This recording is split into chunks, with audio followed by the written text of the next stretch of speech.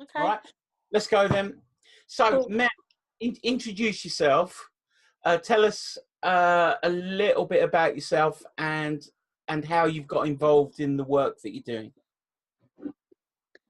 I'm Mel Scott. I'm by trade an occupational therapist. I trained far too long ago that I want to remember. 20 years ago. I've been working in mental health services for 20 years. Currently, at the moment, I work with adults with autism or adults that are querying whether they've got an autism diagnosis. But I joined the birth world after I lost two babies. So I had a miscarriage in 2008, and then I had a stillbirth in 2009. And that stillbirth changed my life in more ways than I thought it would be possible to.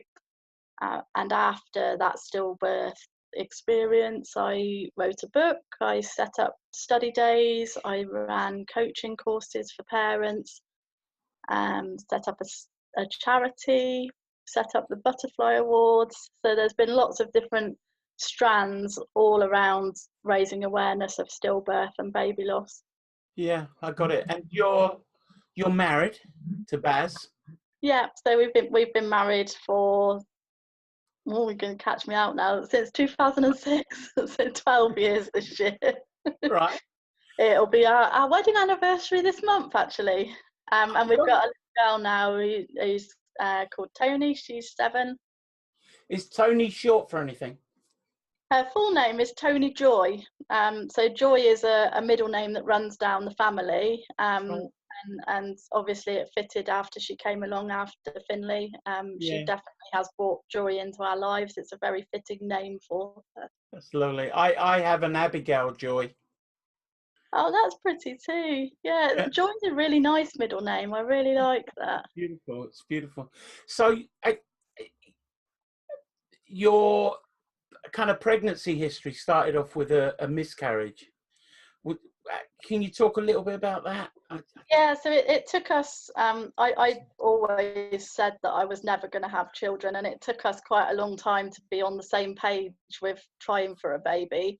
And we had about a 6-month period where we both wanted to try for a baby, although there was still some doubts in my mind. And we found out that we'd got pregnant round about Mother's Day in 2008, just before Mother's Day. Yeah.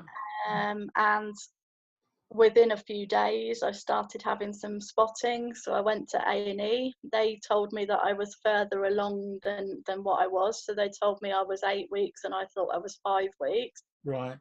They thought the spotting wasn't anything to be concerned about, but referred me to the early pregnancy clinic, where I went on the Tuesday, I think, and I had to have a scan. They couldn't find anything on the ultrasound, so I had to have an internal ultrasound scan.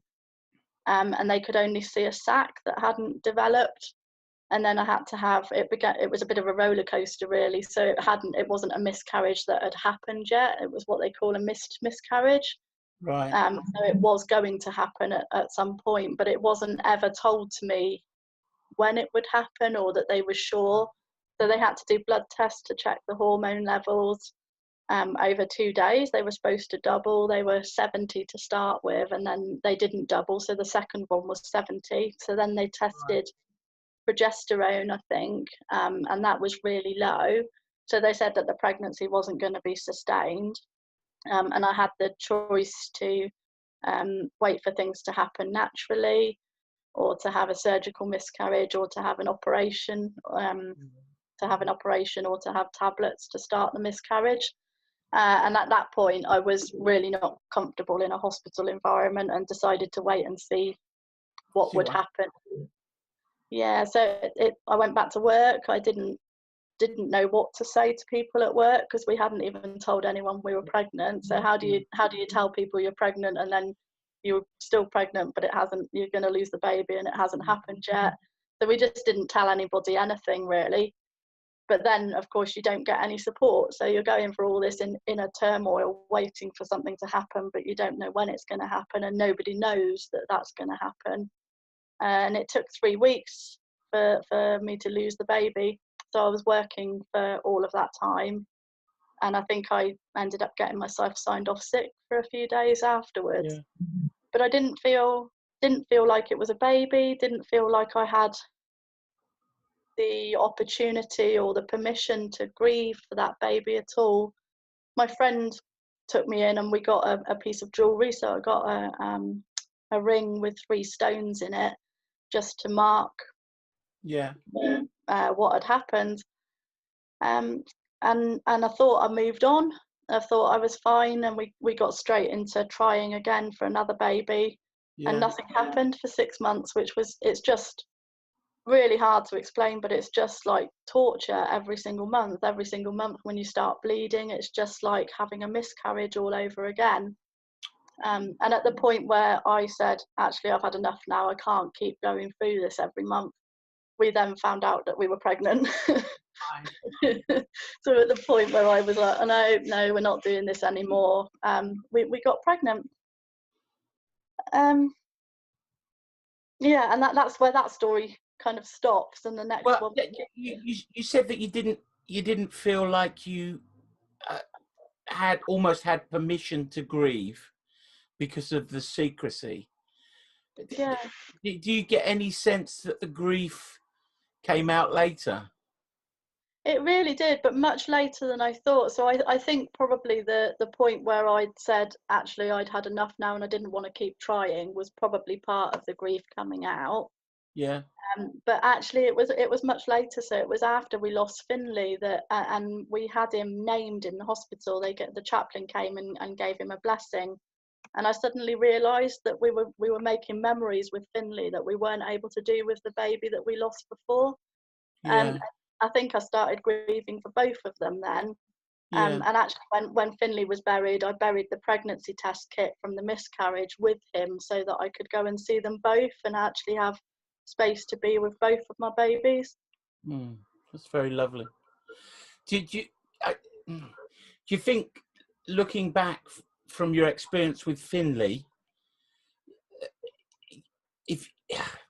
what am I trying to say? I mean, pregnancy loss is an under-discussed area, right?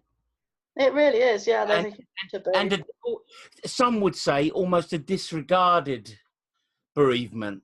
Some would say that, and I kind of get that. But looking back from your experiences with Finley upon your loss prior, what sort of prompts or advice would you give people that are struggling with that, kind of keeping it secret, so they have been pregnant but no one knows? What would you say to them in the light of your experience with Finley? It's really difficult because you're touching on huge cultural traditions, really. There's almost an unspoken rule that you don't tell anyone you're pregnant until you've had the 12-week scan. And my advice to everybody is actually, nothing that you say or do or don't say is going to affect what happens. If you're going to miscarry, you're more than likely going to miscarry regardless of anything that you say. And the only thing, by not telling people that you're pregnant, the only thing that's achieved is the fact that you then don't have the support if you're no longer pregnant. So I think it's probably better to let people know that you're pregnant early, so that then you're not grieving on your own, even if it's only close family members. If something happens, you're not grieving on your own. But obviously, it's quite a fatalistic way of viewing it, because you're almost expecting something to go wrong. Well, maybe, or maybe. Yeah, that's an interesting point that you make. I mean, the grief then the potential exists for it to be a community experience. Do you know what I mean? Your close community, so that people in your close network feel with you. That's what you're saying, isn't it? Yeah, and you also give grandparents and uncles a chance to know that and grieve for their loss too, because often they feel the loss in a different way, and they feel equally sad that you've lost their first grandchild. I think it's really, really important to kind of bring that sense of community together.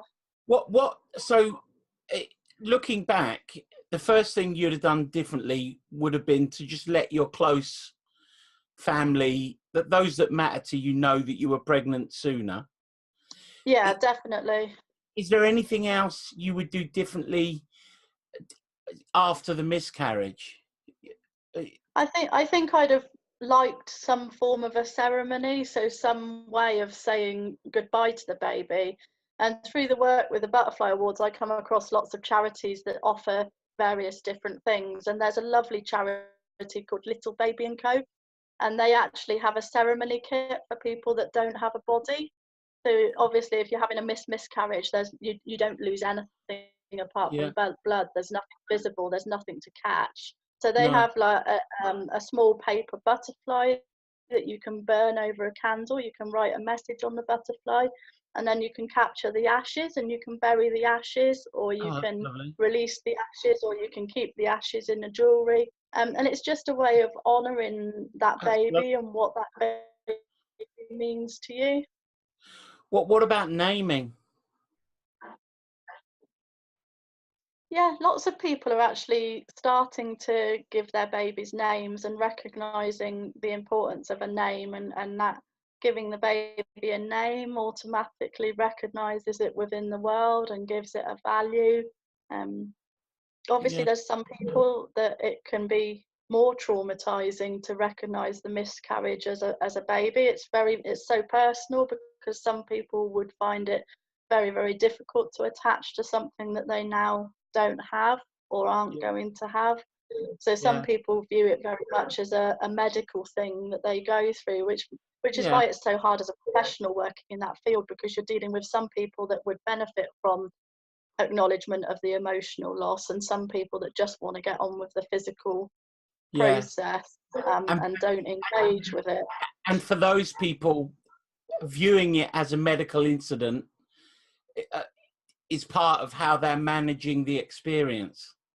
Yeah, it really is. And those people often come to charities 2 or 3 years down the line and recognising then that actually they didn't have a time to grieve, and they didn't like what happened at the time to them, and we'll often do some ceremony work with them then.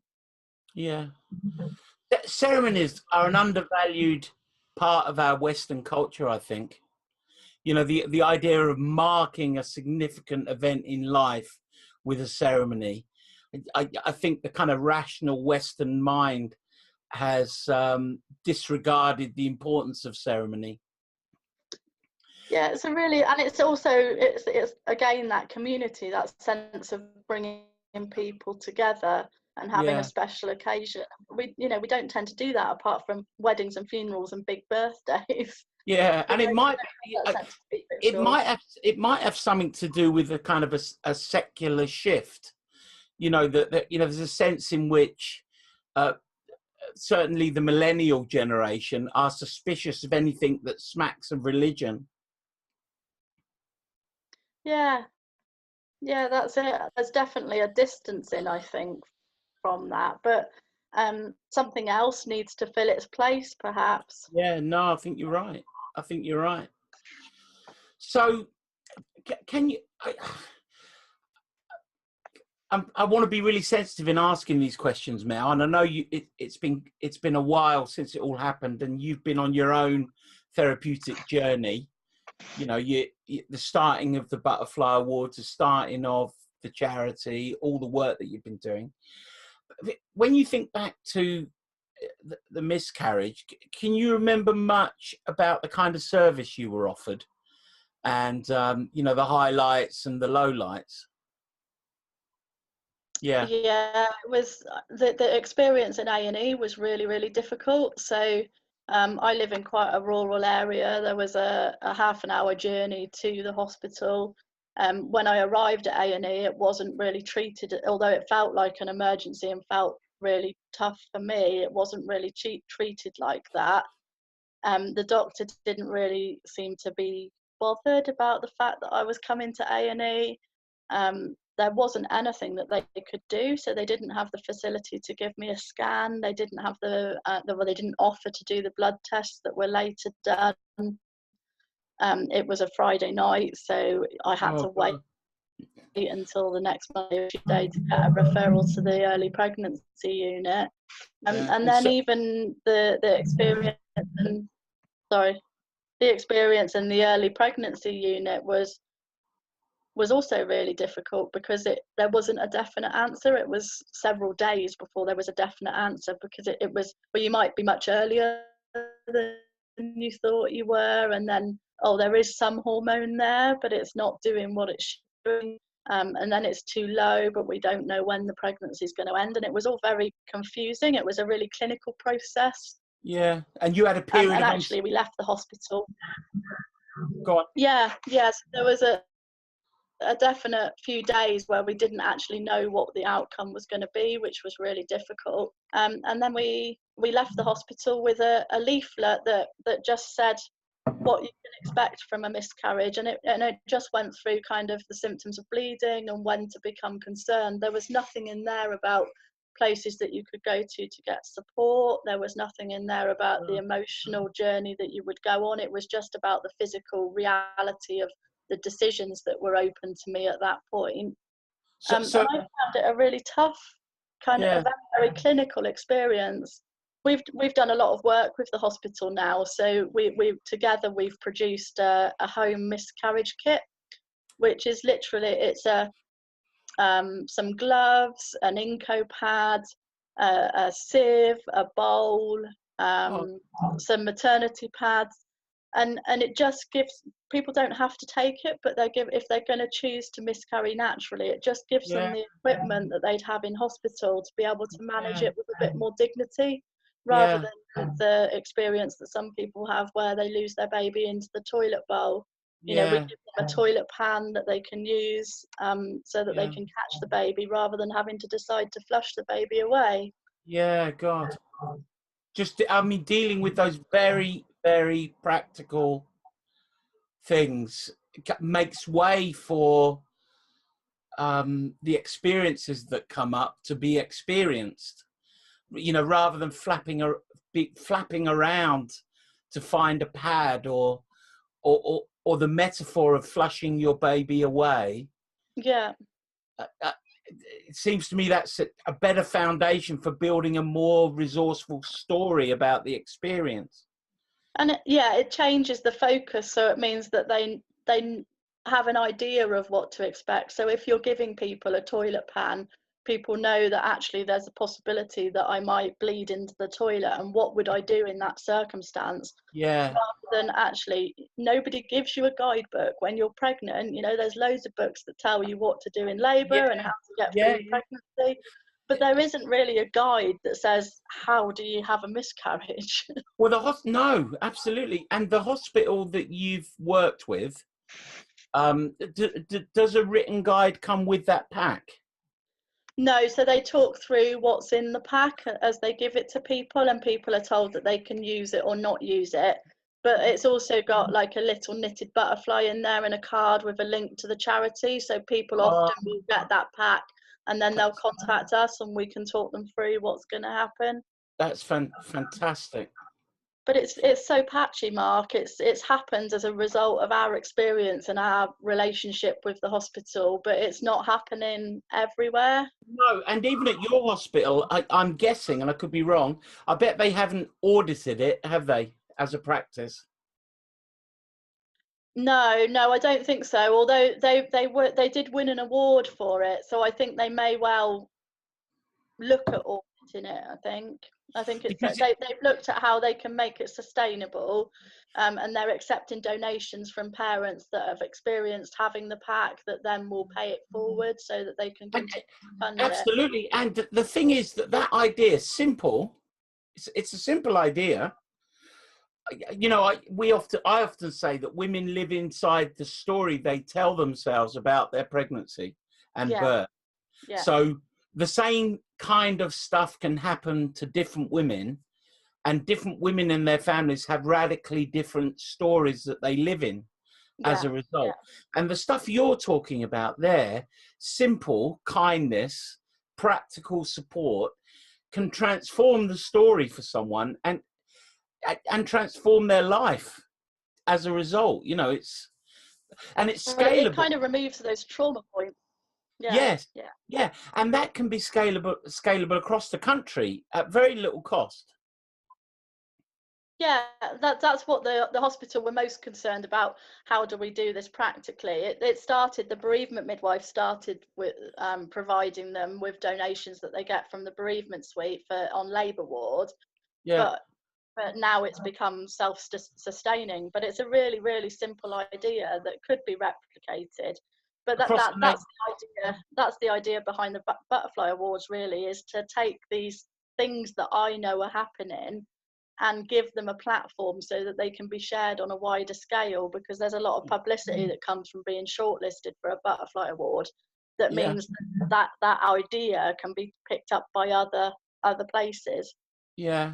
Are you aware of the national stats around the numbers of miscarriage? I know it's difficult because I guess some women may miscarriage and not realise they have.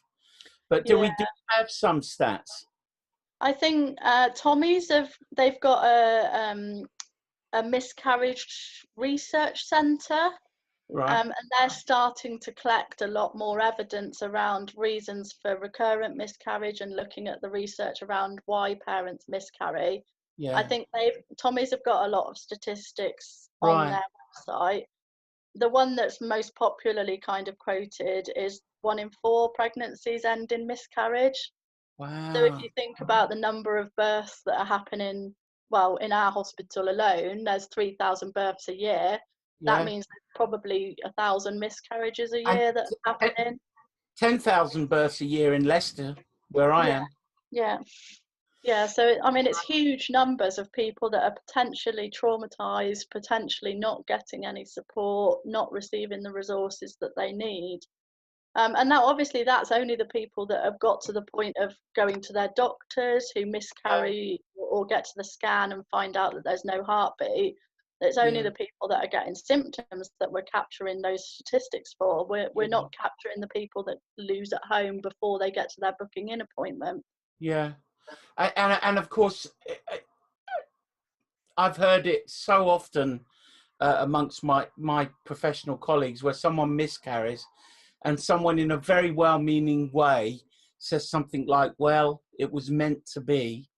And I Yeah. know you were saying something similar, but not in the same way.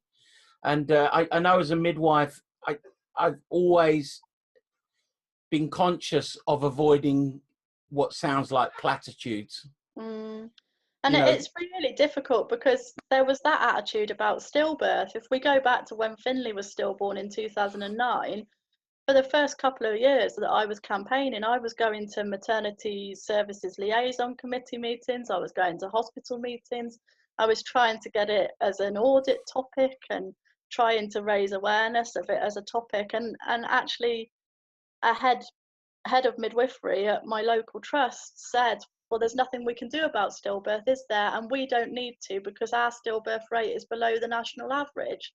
It's the bigger hospitals that need to change it. And if you think that same hospital was an early implementer for saving babies' lives, and they've seen over a 20% reduction in the last year. wow, And wow, so we had that attitude about stillbirth. We still have that attitude about miscarriage. We don't investigate miscarriage until someone's been through 3 consecutive miscarriage. yeah. And then If we they go to have a miscarriage and then a baby and then a miscarriage and then a baby and then a miscarriage, we don't investigate that. no, no, and then we get into things like aspirin therapy and stuff like that, and Yeah, all of those areas. Right. So before we move on to to Finley, and I know it's just been his birthday, and I know we worked really hard to get your book published on Finley's birthday, and we managed that, which is we did, which is great. considering it was 3 weeks from the decision to publish to getting it done. I think pretty Just much mental.